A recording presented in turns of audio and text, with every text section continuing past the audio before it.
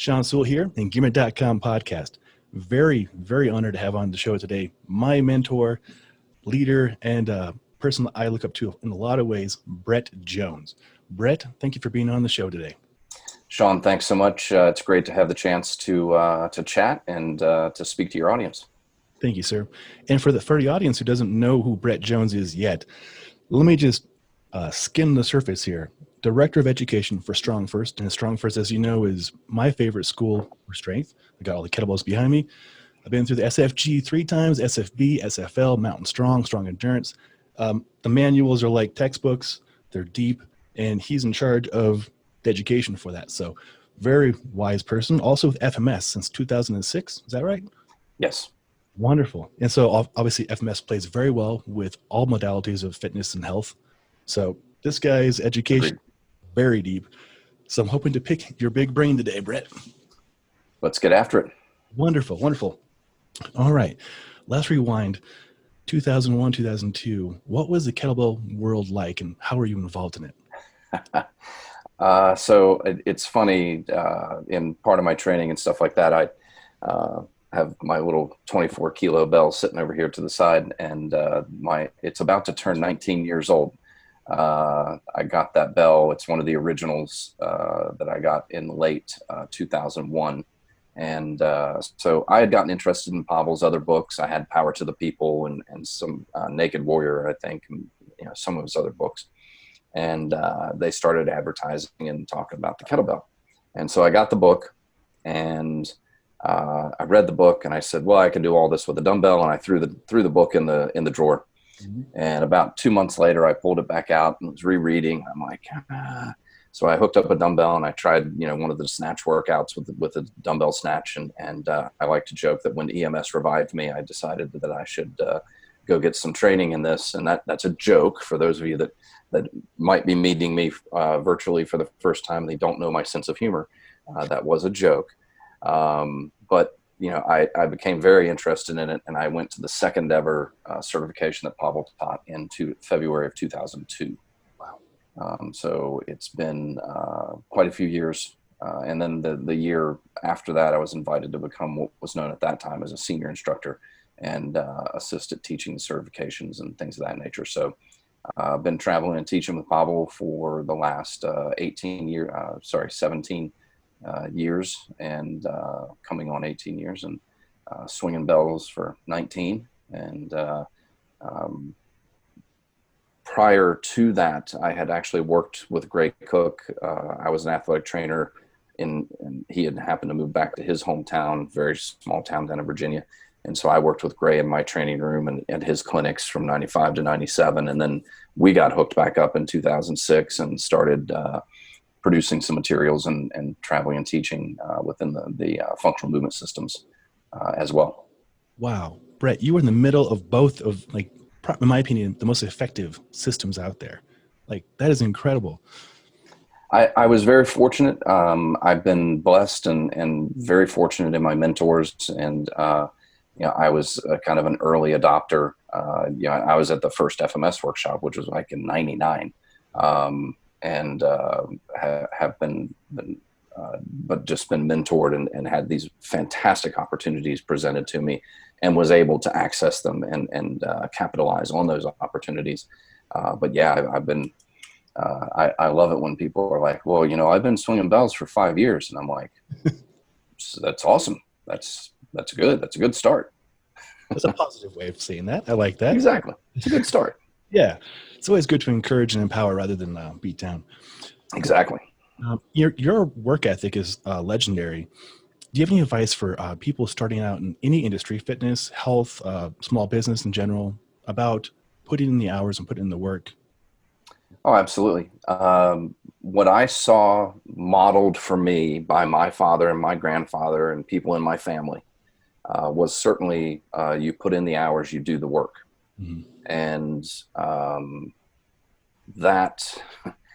it's no secret, but it is the secret to success, is to put the work in, put the hours in. As an athletic trainer, athletic trainers are kind of notorious for being the first people to show up and the last people to leave, and to put in the hours because that's what's required in the job. And so I just brought all of that with me to everything else that I do. And I do like to joke that I won't get outworked. Somebody might be better at something than me, but I'm not going to get outworked in that situation. And so you want to work wisely. You want to maximize or optimize your time, but it's going to require hours. There's kind of some people looking for that shortcut. And I saw a saying in a Thai restaurant many years ago on a trip that an overnight success takes 10 years. Oh, I like it. Yeah. So people see someone succeeding, and there's all kinds of memes and pictures on the internet that they show the tip of the iceberg of being the success. And then, underneath is the bulk of the iceberg, and it's the hours and anxiety and work and, things that you put in. And you can't shy away from that. It's going to take work and putting the hours in and study. And it's really that simple. Simple doesn't mean easy, Sure. but it is that simple. There's hours required, and personal training in the fitness industry is interesting in that it can be a 14-15 hour day where you have a bulk of people in the morning, lunch, later in the day. You've got some spots where you get your own training in, or you're taking care of clients, you're marketing yourself or doing client acquisition, retention, all of these things. It's a lot of work. And you just have to be willing to do that. That's great advice. That's really great advice. As an entrepreneur myself, 13, 14 years in, there's no replacement for hard work. None. Do you? And you want to work wisely. I mean, you can't spin your wheels, know when to change directions, but you're going to be putting the hours in. Absolutely. And to your point, I heard on a podcast you spoke about this, and I've talked to a lot of other entrepreneurs about this. Working intelligently, working wisely, not keeping busy. Busy work doesn't mean productive work necessarily. Yeah, definitely.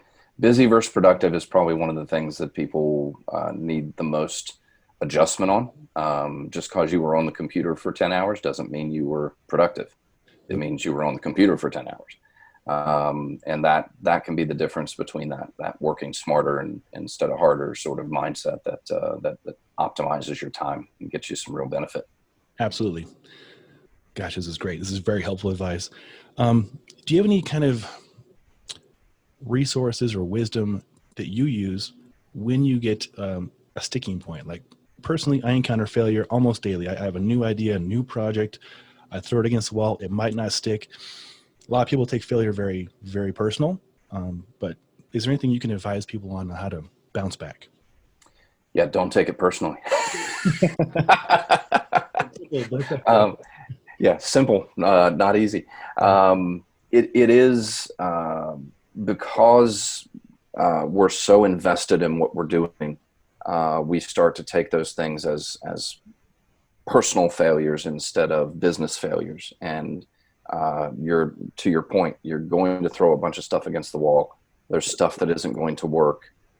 You're going to lose clients. You're going to gain clients. You're going to, this mill of client acquisition and retention and loss in the big box gym industry, which is going to be forever changed by the current COVID situation. But previously in the big box gym industry, they would expect over 50% turnover. So they would lose and regain 50% of the membership. And so they would maintain, your typical 24-hour fitness or whatever big box gym you want to name. They might have 5,000 members, but they'll lose about 2,500 and regain about 2,500 in a year. And so they just they're on this continual mill. And so you kind of have to walk the line. There's some consistency that has to be there. You're going to be delivering your product in a consistent manner. I'm still teaching the swing. Haven't been teaching the swing for 18 years. Haven't stopped. But hopefully I've refined my technique and the way that I'm teaching the swing. So you have your consistency, but you have your innovation. It's really, but we're personally invested. And so it hurts. The failures can sting a little bit. but you just gotta shift and adapt and keep moving forward. As I mentioned before, I've just been very fortunate in my mentors, and I've been able to bounce things off of people like Pavel and Gray and Fabio, and people that might not be with StrongFirst anymore, but still friends. So I have a bunch of people. I have my wife in my family, and those opportunities to get clarity and to bounce things off of people. I've been very fortunate in that. And if you don't have that sort of support, that's probably why it stings so bad.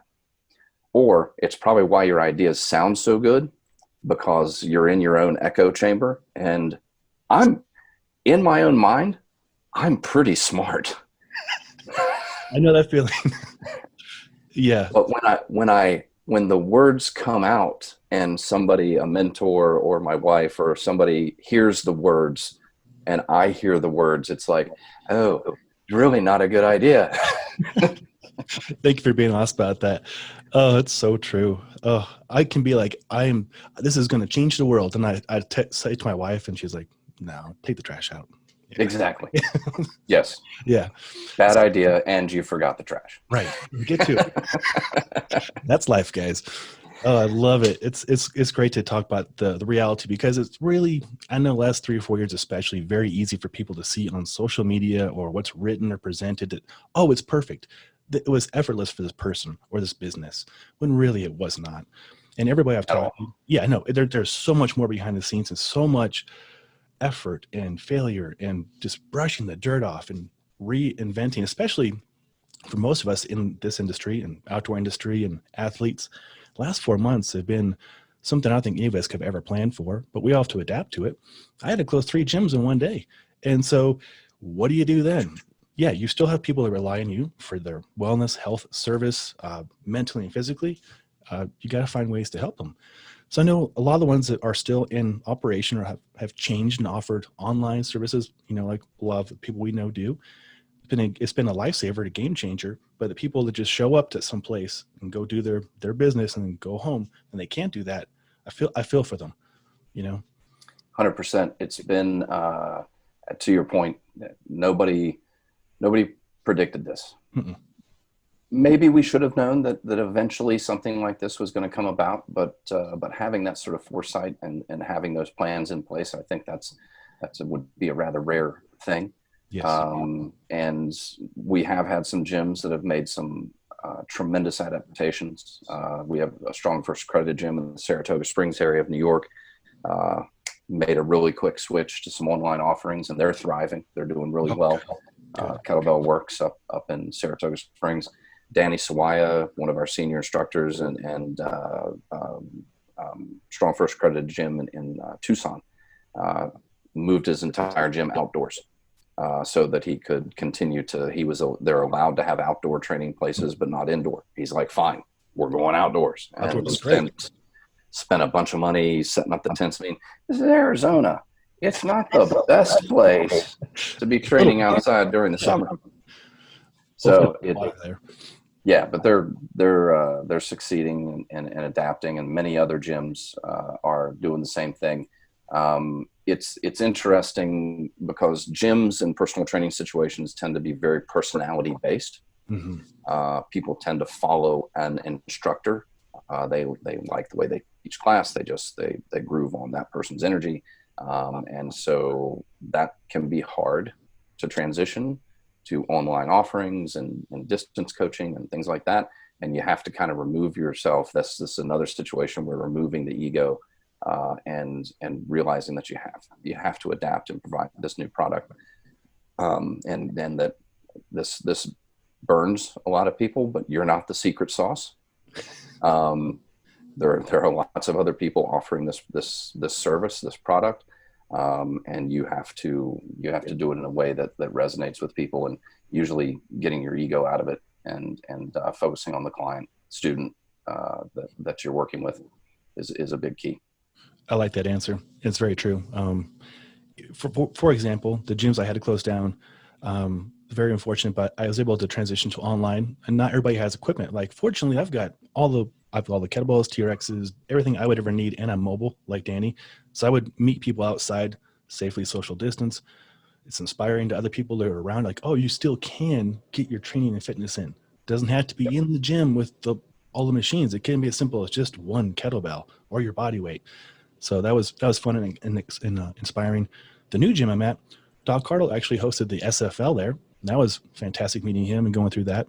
And then we did the SFG at the other location about a month and a half ago. Everybody loved that.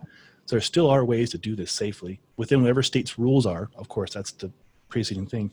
But yeah, it's pivoting, adapting, and serving your people.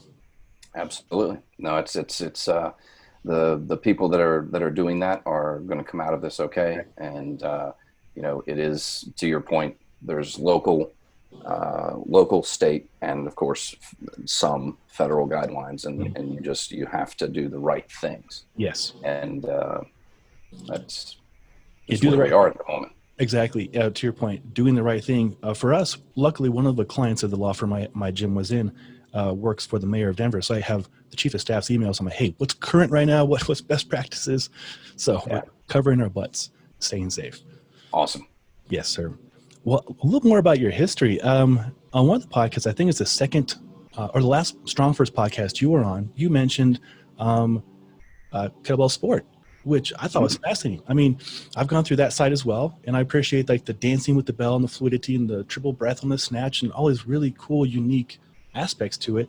Definitely not hard style, but it's a style, right? What was your experience with that, with the long cycles and all the more crazy endurance stuff? So we're talking about the early days. Yeah. The first kettlebell competition that happened in the States was on a field outside of a facility, because we actually didn't have enough dough put together to actually rent a facility, but they would let us be on the grass outside. And so we're out there on a field in Northern Virginia, I think, maybe it was the Philly area. And I mean, this is 2003, 2004, the early days of kettlebells in the States.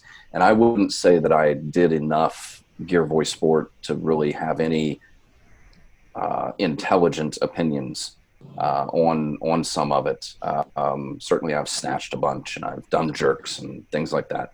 But where kettlebell sport went due to some of the rules changes, when they implemented the 10-minute time frames and they eliminated the rest in the rack during the snatch and things like that, the technique drastically changes. It has changed.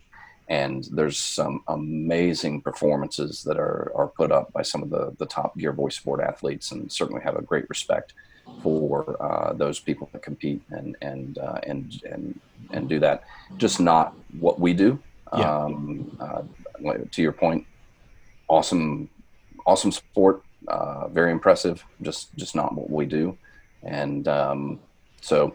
Yeah, that makes me smile to think back to the very early days of the kettlebell world, and we were just trying to figure stuff out. Yeah, we were doing the best we could based on the knowledge that we had. There were no competition bells. We'd never seen one of those. We had the cast iron bells, and there was none of those. That just straight up. Okay, gotcha. Yep, the classic cast iron thick handle. It was very different. Yes. Probably pretty humbling too. Oh, definitely. Yeah.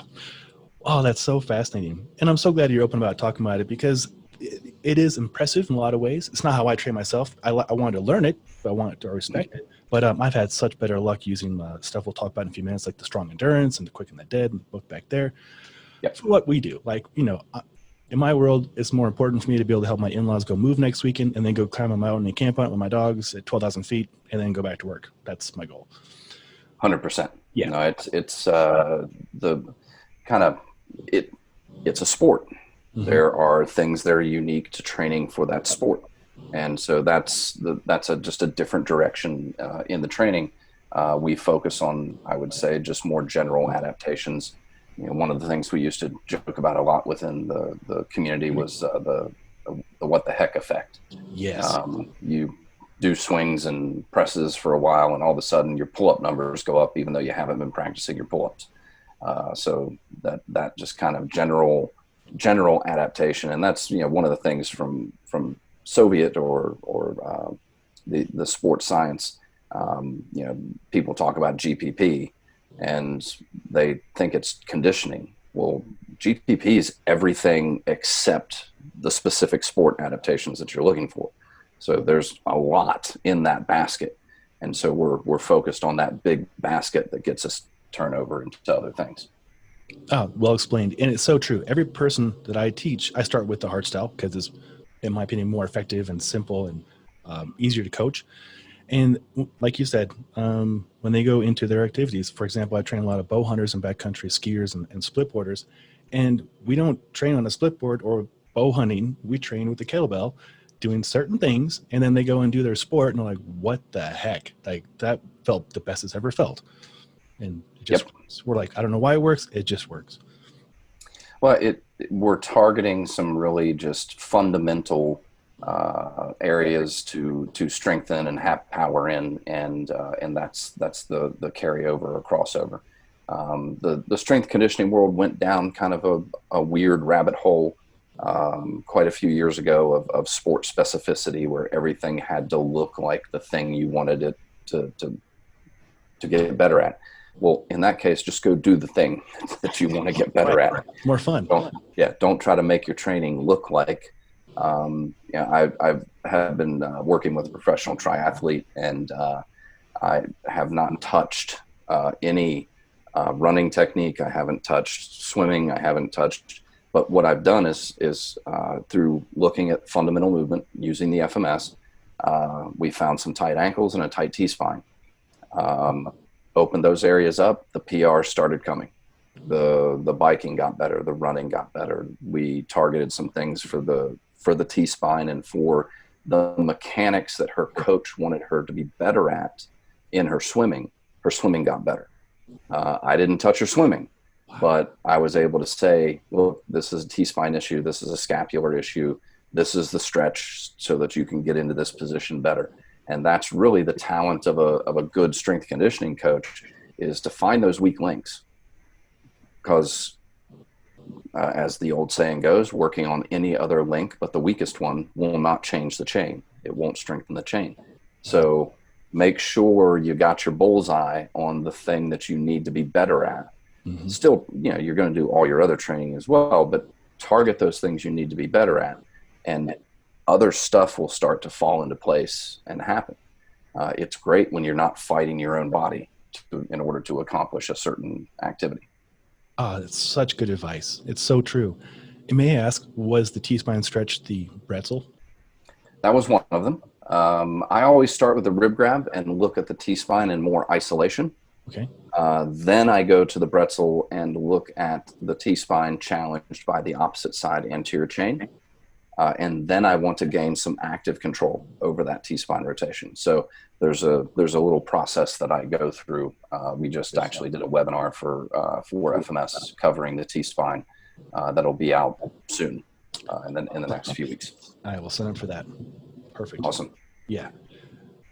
For the listeners and viewers out there, if you don't know, Brett Jones has his own exercise called the bretzel. I'm gonna give one point of clarity there. That was done to me. That was not done by me. Fair. So I did not name the exercise. Gray felt it was very amusing to combine a Brett and a pretzel, and to make a bretzel. He got great amusement out of that. Little did he know, pretzel in French is spelled with a B. It is bretzel. Yeah. So that was done to me. I did not name an exercise after myself. It was done to me. Fair enough. Well, of all the exercises to have named after yourself, it's nice to have it from Gray Cook, and it to be so effective. I use bretzel 1 and 2 all the time with my people, and they love it. Awesome. Yeah, it's a great. I kind of flow through it as part of a little warm up that I have for my, just daily life. Doesn't do favors to our T-spine and hip mobility, and so it's always something to be mindful of. 6-8 hours a day of sitting around on the computer, probably a good idea to open those areas up before you T-spine and hips and ankles before you really start pushing on the body that day. That's a very good idea. Awesome. Awesome stuff. Oh, I'm loving all this, but I'm taking so many notes. I've got like a lot of notes right now. This is great. Very cool. So you were super involved with FMS even before 2000. You get involved with kettlebells. Start working with Pavel, you said in 02. What was that like? Yeah, very different. It's February in Minneapolis, St. Paul area. It was in the 30s, and we're throwing water balloons at each other at about 8:30 at night. And the purpose was to learn how to absorb, not stiff catch. And so that's what we're doing with the swing, right? When we have the overspeed eccentric and we get into that loaded hinge position, we want to absorb and redirect. We don't want to stop and catch. And with a water balloon, if you stop and catch, you get wet. Uh-huh. If you know how to absorb, you get to throw the water balloon back. So we were doing stuff like that. I think we started with the press instead of with the swing. It was just it was a really different experience, and it's been really, I've kind of grown up in Pavel's system and have been a part and have been witness to and been part of this progression in teaching and things of that nature. So it's been a really interesting journey. But yeah, it's pretty different. That's hilarious. I would love to do that drill with my clients. That'd be fun. We Yeah, like, just not during winter. Well, especially during the winter, make them much more responsive. Yes. Be cold and wet.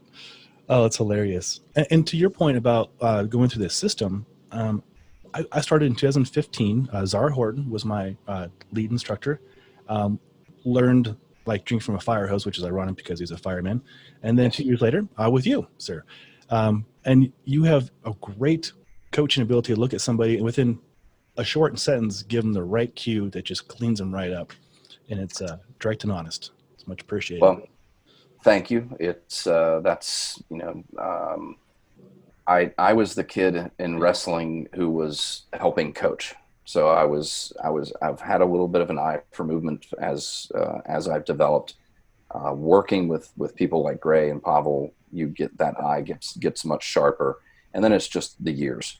Yeah. It's putting the time in. It's I've worked with literally thousands of people at this point, and the nothing replaces that time in. And you can look at Malcolm Gladwell's book Blink, and he'll talk about advanced pattern recognition.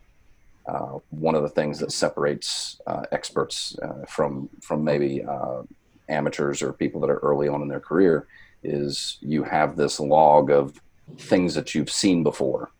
And so your ability to recognize that pattern the second, third, 500th time becomes much sharper, much better.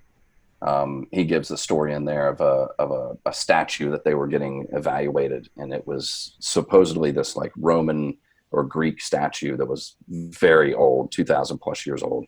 And they brought an expert in, and the expert wanted to see it unveiled. So they had covered it, and the curtain gets pulled back. And the first word in this expert's mind was fresh.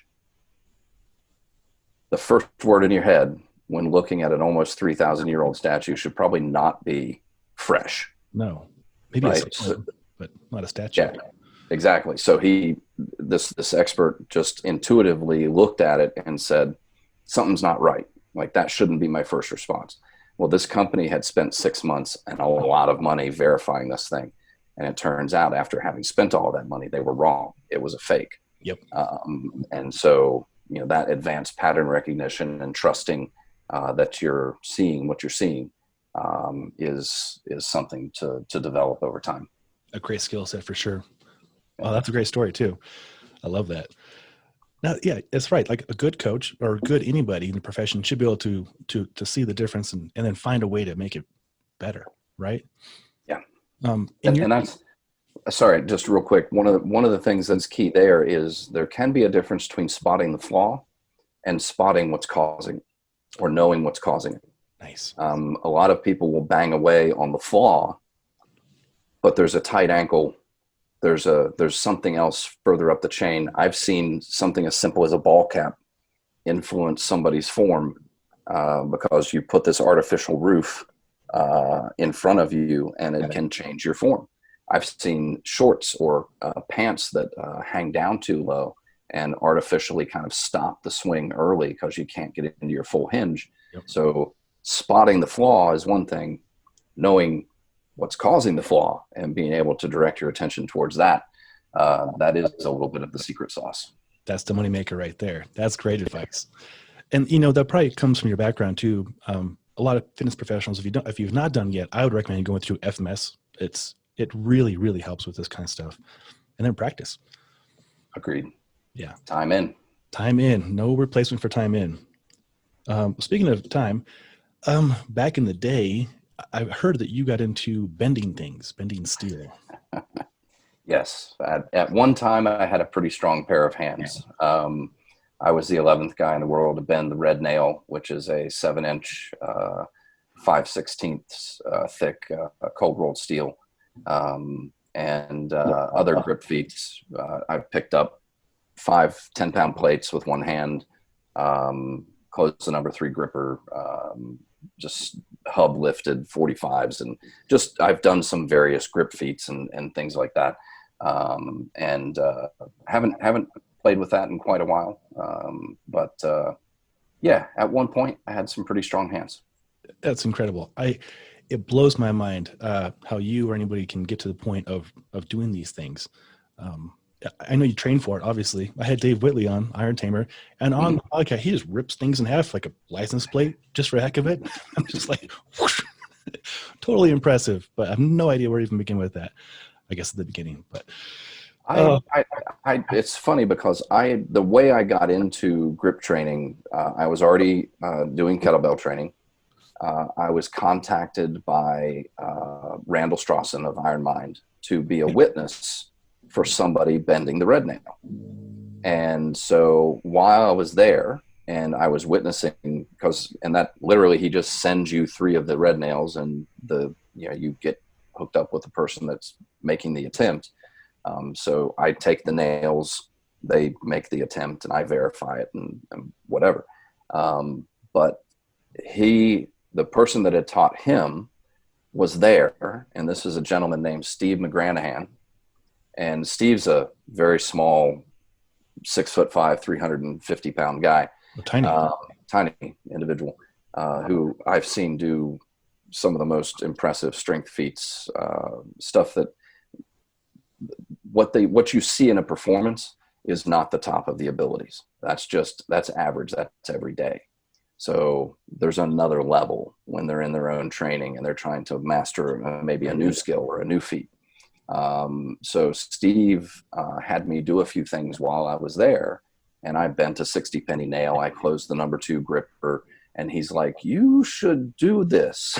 He's like, "You're doing pretty good already, so you should put some time into this." And there is something very addictive and appealing about feeling steel give way to your strength. So when you take a piece of steel and you're the one bending it and you feel it give to your strength, that's a pretty cool sensation, and you start chasing that, and you start chasing the next grade up. And I tend to be mildly obsessive when I get into something that I like. And so I quit doing almost everything but grip feats, and I went from beginning bending to bending the red nail, I think in 4 or 5 months. Wow. So I made a very quick progression towards bending the red nail and gaining a lot of grip strength. Kind of did the same thing when I got obsessed with squatting, and all I wanted to do was back squat. And it took me to a 518 in competition squat, belts only, at a AAU nationals down Florida a few years ago. I think that was 2007. Wow. Something like that. But yeah, I tend to be mildly to very obsessive. Once I become enamored of something, I will, again, to the original conversation about putting the hours in. Yeah. If it's got my attention, it's got my attention. And you're in. Oh, yeah. I respect that so much. That's some impressive numbers too. If a person was curious about getting into that kind of thing, would something like the gripper be a good way to start getting after it? Gripper's a great way to start. Kettlebell training is a good way to start. You're going to build a lot of grip strength, snatches, I think in particular, swings. There's a lot of ballistic loading of the grip that really, and that's why I think I was able to enter into grip training at a higher level, and without having done it, because I had this good base of strength. There was a research study a little while back where they found that grip strength and lack of grip strength correlated with all-cause mortality. Yes. And it turns out that grip strength can be a fantastic thing to look at from just a health perspective. And if you lack grip strength, there's something going on in the system. Right. But that doesn't mean go buy grippers and just sit there, and you can still be an incredibly unhealthy person and able to close a very impressive gripper because you're just sitting there going, it's the lifestyle that results in a strong grip that you're after. It's that active, fit lifestyle that gets you strong hands that you're looking for. It's not strong hands in isolation. But yeah, grippers can be a tremendous place to start. Kettlebell training. It's fun. It's, I kind of transitioned out of it. I just kind of, the next shiny thing, a little bit of powerlifting showed up. And so I kind of went in that direction. And you do reach a point, I think, with some of the grip feats and some of the strongman feats where there's a risk benefit ratio. Yeah. Does me pursuing this next thing, is that actually going to, because I got to get up the next morning and teach for 8 hours. I'm leading a workshop or something like that. I've got to be able to demonstrate the skills and be functional and effective. Me being injured or not being able to do something became a liability, not a benefit. Yep. And so I had to kind of keep moving forward. Well, it makes sense. Well, you have some pretty amazing feats of strength for sure. I'm glad some of them are on video, because I sure can't move them now. That's true. Some of the things that I think all of us have done, we train hard for. Probably can't just get off the couch and do it again. Dangerous. They're called PRs for a reason. Right. It's not called an everyday. It's called a PR. Yep. Well, speaking of PRs, this last 4 months during the pandemic, the people who have continued with training and they've done very well with it, have set what I like to call pandemic PRs, which has been really cool to see, remotely. Yeah, because now they have, it's going to sound kind of weird, but a little more control of their life because they get a little more rest, right? They're not traveling as much, not paying for parking probably. They're not going other places, so they have more time to cook better food and take care of themselves. Just the silver linings of a pandemic, right? And you gotta find the silver linings, because the negatives will drag you down. There are some silver linings and a little bit more time to train. I'm fortunate. I've worked from home for the last 6-7 years. I can create a break in my day. I have a fairly large number of kettlebells scattered around the room. I'm able to get some training in and take care of business. And I think that Courage Corner concept and that having that kind of one-stop shop, 1 or 2, 3 bells, complete routine is of huge benefit. But it has been impressive. And I think post 9/11, one of the industries that did well was the fitness industry, was the gym industry, because people were looking to relieve stress. They were looking to do something to deal with this uncertainty. And I think we're kind of in that same situation where people are looking, there's when so many things are out of control, or not within your control is a much better way to phrase it. Focusing on what you can control, one of those being your physicality and fitness and things like that, is an excellent direction to regain some perceived control and move forward in your life. I love that, Brett. That's so wise. And I hope that people take a second to let that sink in for a moment. There's plenty of things, especially right now, we can't control, but the things you can control, there's little tiny victories. That you should be investing your time in those things, right? Yep. I have 28 riders on the Engearment team, and a lot of them lost their jobs or they can't do their professional athletic endeavors. And so I try and give them little pep talks, and I say, hey, did you make the bed this morning? Did you tie your shoes? Did you walk your dog for a twice as long walk than usual? Did you make your own food? Tiny victories. Jump on that. You can control that. You can double down on that. Absolutely. I have a picture, a meme on my phone, and it's this beautiful scene, and it's like a Buddhist monk sitting meditating in this beautiful setting, and then what it says is relax, nothing is under control. That's true. I love it. And that's kind of a mindset that if you can realize that you do have these things in your life that you can control and work on, but there's a whole lot else happening that you don't have any control over. That's Yes. usually where our stress and anxiety lie. We're trying to control something that we never had the option to control in the first place.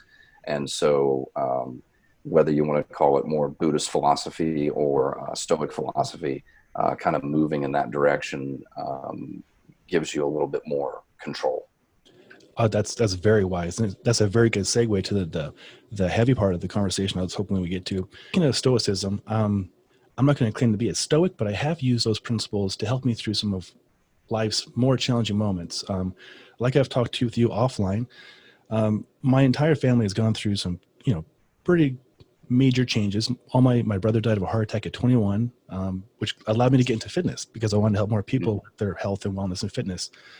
My sister, when I met you the first time, I was her caretaker through stage 4 brain cancer. And so, again, you find these beautiful moments. She lost her sight, ability to walk. So it makes you very grateful for all these little things.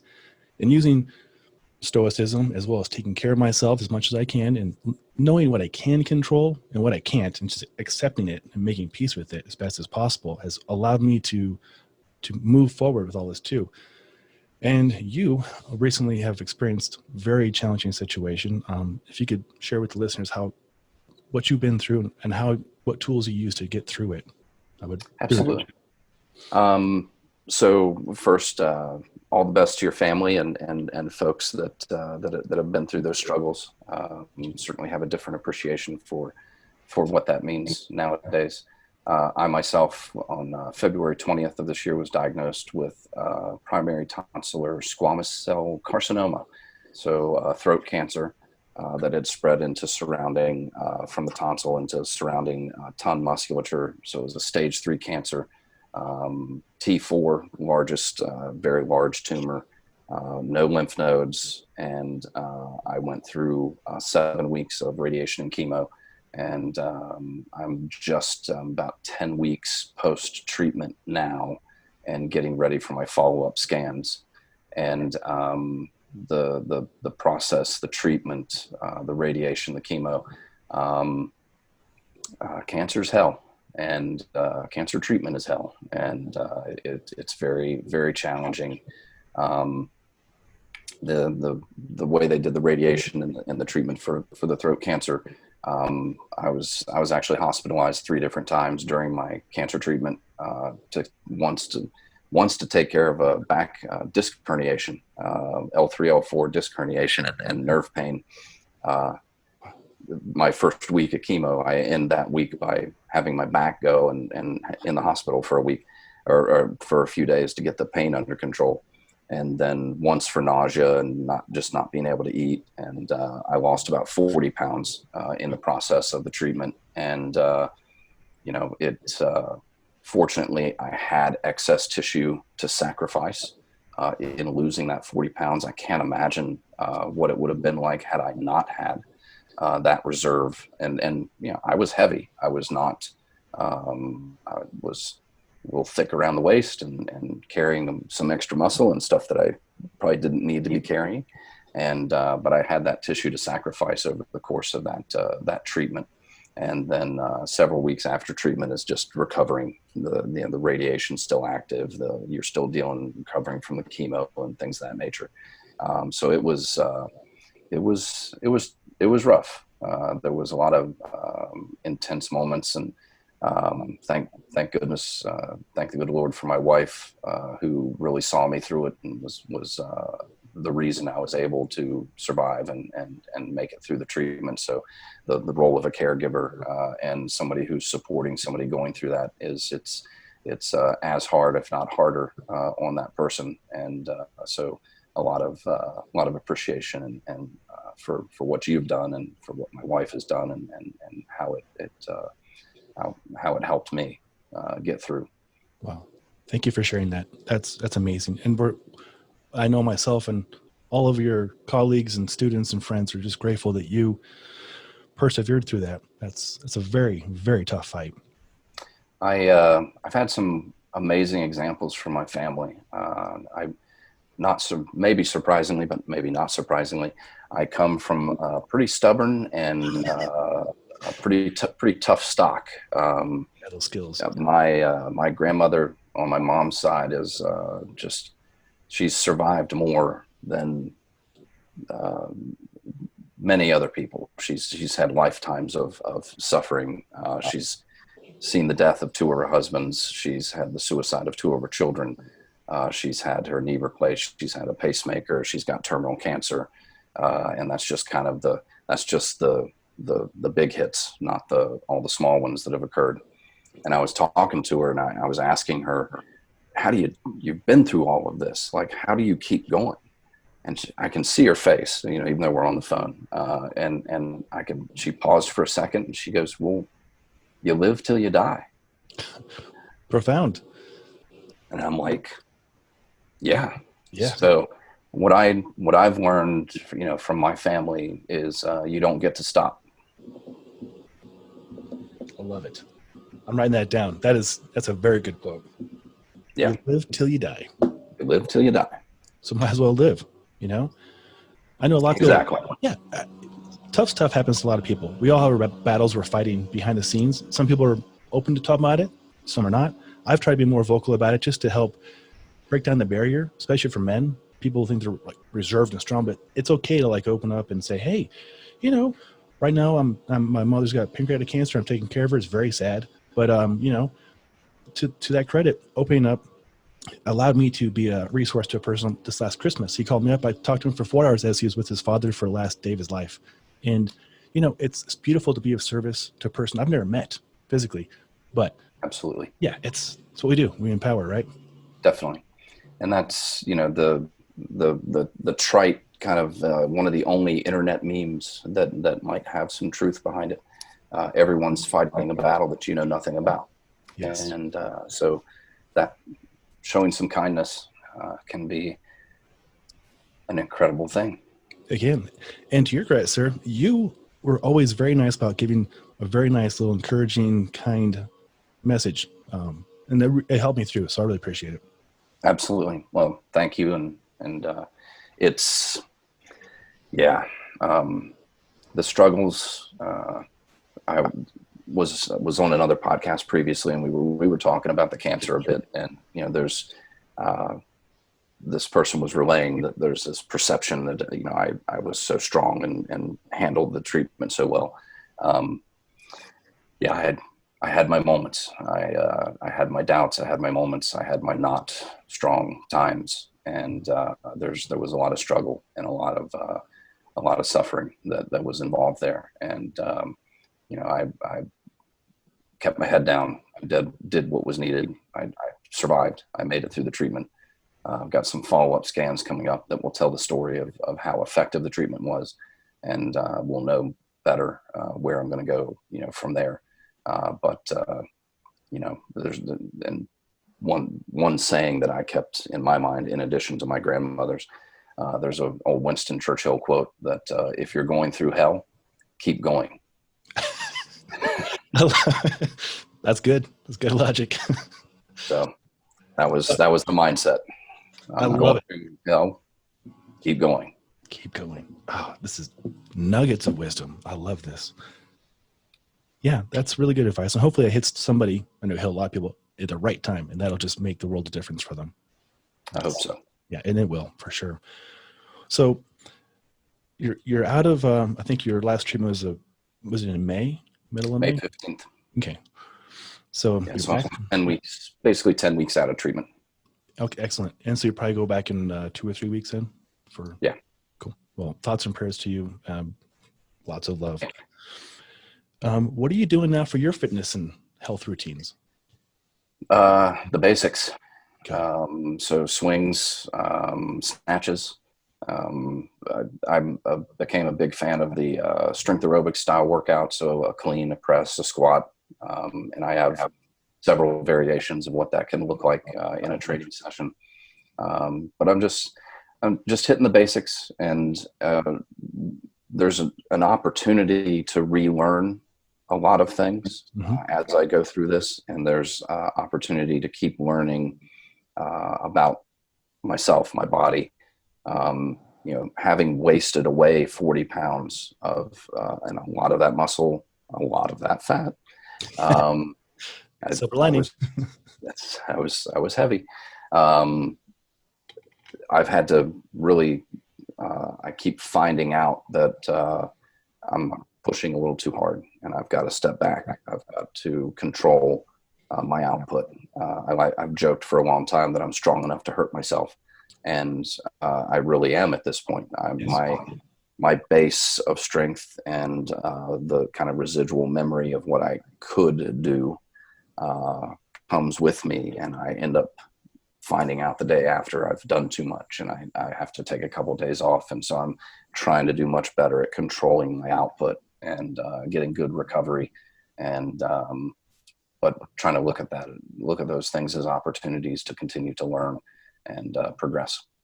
That's good feedback. I appreciate talking about that, because I know a lot of people just go hard, and on paper that day's plan is this, but personally, and I think you have as well, used tools, metrics to track, to see like the push band for accelerometer and force, heart rate variability, heart rate in general, resting talk and stuff like that. Are there any kind of tools you're currently using to kind of keep tabs on your abilities?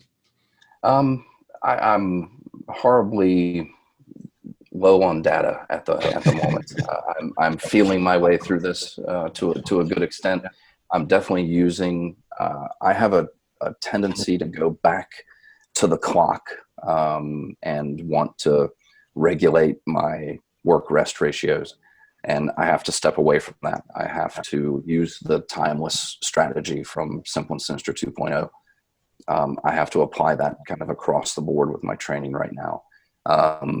Having said that, my plan for today is to do 5 swings at the top of the minute for 20 minutes. Really good recovery, and I'll be doing it at a weight that's very manageable for that.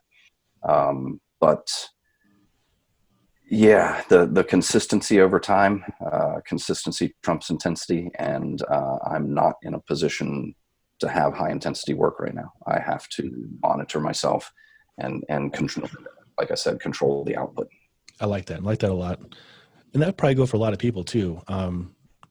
Training smartly, intelligently, and not trying to push it consistently, because you will see those gains. Like I said, those pandemic PR people, they weren't going nuts every session. Like, it was very consistent, I think that, and this is another maybe philosophical rabbit hole that we might not want to travel down, but there's a percentage of people out there who use training to prove toughness. And my grandmother has never lifted a weight in her life, and I promise you she's one of the toughest individuals walking around the globe right now. Yeah. And there are people out there who are tough as nails that have never completed a training session. And so I think toughness is revealable. I don't know that toughness is trainable. I like that. You will find out what you can do. There's some research out of Russia and toughness not being something that's a trainable quality, but it is revealable. And quit treating your training sessions like you're trying to prove how tough you are. And if you do that, you'll actually start to make progress. There's a lot of frustrated people out there that are wondering why they can't move forward in their training, but they're always using their training as a test, as this litmus test of how tough they are, or whatever the case may be. If you let go of that a little bit, and you trust the training process and you control your output, probably better off. I like it. I like it a lot. And it's easy to follow. It works for you, works for myself and people we know. Yeah. I never understood. Well, I tried to understand, tried to be curious about why people would go into a facility and they train super hard, but not have it carry over into other things. Like, I think the carryover is way more important. Um, it, but that's my opinion. Absolutely. No, I've joked for a long time that I don't need to be entertained in my training. Results are entertaining. Heck yeah. So I don't need my training to be entertaining. It's the results that I'm looking for. And so letting go of the toughness aspect and letting go of the beat down and the tough workouts. Not that I don't have tough training sessions, but they're managed, they're dosed appropriately. And training's an interesting thing. And I'm sure you've met people who identify themselves by the training that they do. Yes. Oh, hey, Sue, it's great to meet you. What do you do? I'm a runner. Really? You get paid to run? You're a professional runner. Or Bob, or whoever you may be having a conversation with.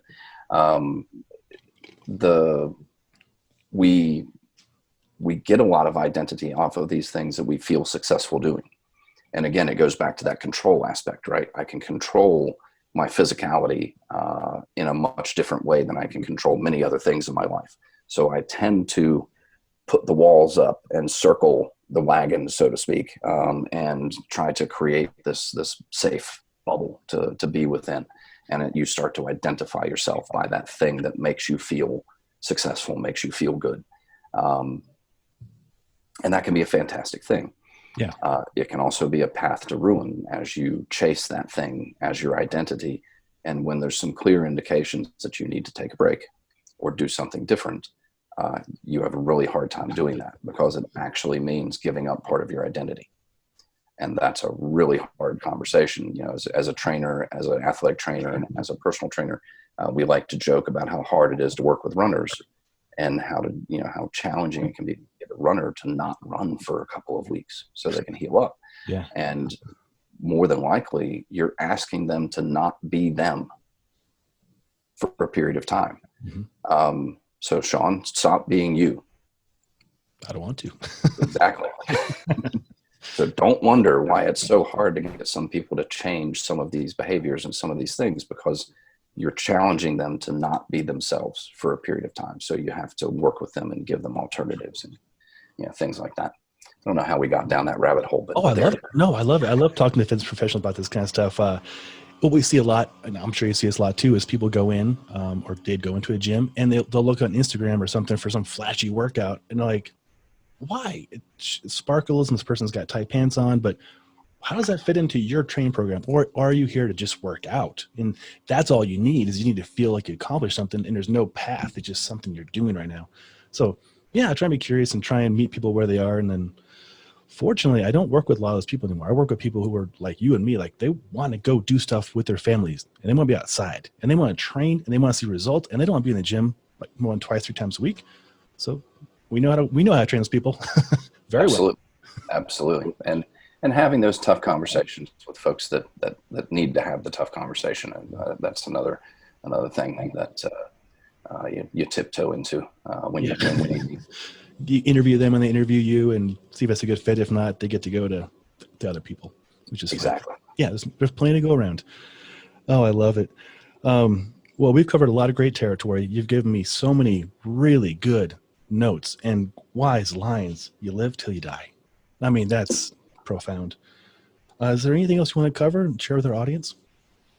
I don't know. I'm obviously I'm at a real interesting point in my life where I'm rebuilding, relearning, coming out of this treatment, finding out if it was successful here in the next couple of weeks, and it's just continuing to move forward and take care of work, take care of business and family, and just to my point earlier, you don't get to stop.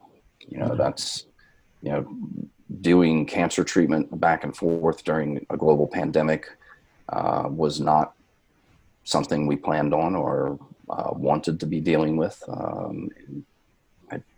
don't want to be dealing with it now. Now it's even more frustrating because I was on lockdown for several weeks just because of the treatments and the immunosuppressed state and everything. And now that I'm kind of recovering and able to maybe do a few things, it's amazing to me to see people not doing the things that need to be done to control this. So I'm sorry, wear a mask. Do the things that need to be done so that we can all move forward from this. Yeah, I mean, I think it's just continuing to these opportunities to continue to learn and progress. I love it. It's such good stuff, such good advice. And like you, we have, no joke, 40 masks, Brett. I mean, all the companies I work with, like Patagonia and every company you've ever heard of, they pivoted like the first week of March. Like, hey, Sean, we got these new masks. We'll send out 2 for your wife and you. So we have got a bikini. The one I wear right now is a bikini. So that's like bikini, like stretchy material one. It's pretty entertaining. That's all. Yeah, it's fun. You know, there's a lot of ways to own this. Like our gym has logos on our masks. You know, own it. It's part of life right now. Deal with it. Yep. You know? Do it For the greater good, not just you. That's right. Absolutely. Indian clubs. I meant to ask about that too. I've got mine back there, and I love these things. I need to learn more about it. Matthew Flaherty was going to teach me some stuff, and we are very fortunate, like you mentioned, we're very fortunate to have such great friends and mentors in our circle, and just pick up the phone or text or a podcast and just learn, brain dump and spitball ideas and progress. Definitely. No, I was introduced to the clubs actually back in 2006, 2004. I think it was 2004 by Dr. Ed Thomas gave me a pair. And then came to the FMS kind of home office and gave us some training in it. And we ended up doing a product with Dr. Thomas on Indian club training. And it's something that I mean, they're sitting there for a reason. I pick them up. They're part of the routine on a regular basis. And I enjoy the kind of moving meditation aspect to it. There's a precision that you're looking for that appeals to me. And I remember Dr. Thomas saying that the longer he practices, the more disgusted he gets with his technique. And I can appreciate where he's at, because I'll see myself, I'll do something on video and think, oh yeah. And then I'll look at the video and go, oh no. Oh, I'm glad to hear from you too, Brett. Time hop will pop up. Like I'll do a Turkish get from 2 years ago. I'm like, oh, that's horrible. I put that out there. We can always get better. Right. And ladies and gentlemen, that's from the master himself. So give yourself some credit. Just keep practicing. Absolutely. Don't take it seriously. I really want to ask you, what do you do for fun? What's fun? No, I'm kidding. 3-letter word. three-letter word. You know, I enjoy hiking, reading, spending time with the family. I do consume a little too much TV, but I'm a bit of a sci-fi nerd, and I just rewatched the Firefly series, the one season that they did of it, which is one of the greatest tragedies in the world that they didn't continue with that. So yeah, I mean, that's the basics. I mean, my wife and I haven't been able to do much of it, but we really enjoy getting out hiking, and just being out there. It's funny. I did the first time in my life I'd ever slept outside was Glacier National Park. Really? Oh yeah. So we took a kind of trip of a lifetime with my dad. Big hiker, wanted to do a trip with his sons. So my brother and I took him to Glacier, and we went and did this hike in 2006. I mean, it blows my mind that it's 14 years ago that I did this trip. And so, yeah, my first time sleeping outdoors was Glacier National Park, with a grizzly daybed about 150 yards from where we were, where the campsite was. And my brother waking up at 3:30 that morning, whooping and clapping, and he said he smelled bear. And so it was the most miserable and the most beautiful thing, one of the most beautiful things I've done. Wow. And one of the most miserable. Lost 6 toenails that that hike, 5 days, 4 nights, 50 plus miles. We had to reschedule the trip because there was a forest fire in Glacier, and we couldn't do what we were going to do. So my brother, former Marine, took the opportunity to turn it into a 50-mile forced hike, forced march. And so it was, like I said, one of the most miserable, but one of the most beautiful things that I've done. That is incredible. I've never smelt bear. I've seen bears, and I've seen plenty of moose, but to smell a bear, that's next level. I mean, like, that's very close proximity. Yeah. Now apparently he was successful scaring it off, because we were still here. Wow. But it was pretty intense. But what an experience. Just Glacier is just such a beautiful place. It is. And then our audience can definitely relate to you on hiking and camping. This might sound kind of weird, Brett, but I camp 2 days a year, or two days a week, year round. Like, it can be 0 degrees in a blizzard, I'm still camping because I love it. And then it could be, 85 like it is right now, and camping. The dogs love it. I love it. That's my happy place. And you get to hike around, and it's great for training too. I'm at 10,000 to 12,000 feet elevation, swinging a kettlebell. That's great. It's awesome. The views are great. I can't beat it. Yeah, I have been doing just day hikes. I haven't had the opportunity to kind of get back out there. My wife would like to knock off some sections of the AT. Oh, cool. So as time goes by, I think we'll start trying to plan for that. We did one of the high peaks. We were took a vacation in Lake Placid, and we did one of the high peaks up there. And embarrassingly enough, it's considered one of the easiest of the high peaks. I think it's Cascade Mountain or something like that. It's just over 4,000 feet. It's nothing like what you guys have out there. So I know the term high peaks to people in Colorado is like context. You start at 5,000 feet out here, so take that in consideration. So yeah, exactly. So and so we go and do this hike, and it was a lot more climbing than we were expecting. Very, very rugged, but considered one of the easiest of the high peaks because it's shorter. Mm-hmm. But the view you get at the top, 360 panoramic, just spectacular. So, but yeah, so we've a lot of day hikes right now. That's so great. I don't know much is better than going on a hike by yourself or with a loved one. I mean, just outside. There's something magical about it. No doubt. Yeah. Well, I'm glad you get out and do that. Oh, Brett, this has been an absolute pleasure. I can't thank you enough. We need to do this again. I have a lot more questions for sure. Absolutely. I'm always up for it. If there's, and coming, one of the things that was very challenging with treatment is I struggled to talk for quite a few weeks. There's a lot of inflammation and just stress on the throat and vocal cords.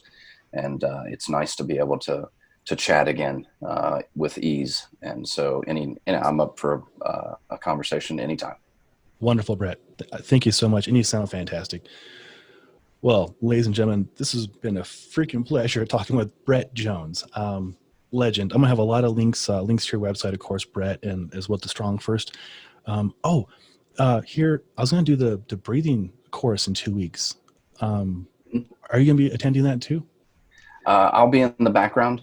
You're referring to Pavel's Second Wind Express, yes, which is happening virtually. I'll be in the background kind of as a moderator or monitor for questions and things like that. Excellent. I was going to sign up for this, but my father-in-law's in town. We're helping the in-laws move. But I cannot wait to learn more about this because the strong endurance has changed my life. The breathing techniques, I'm sure, will change my life too. So thank you for all the hard work you guys do. It really helps a lot of people.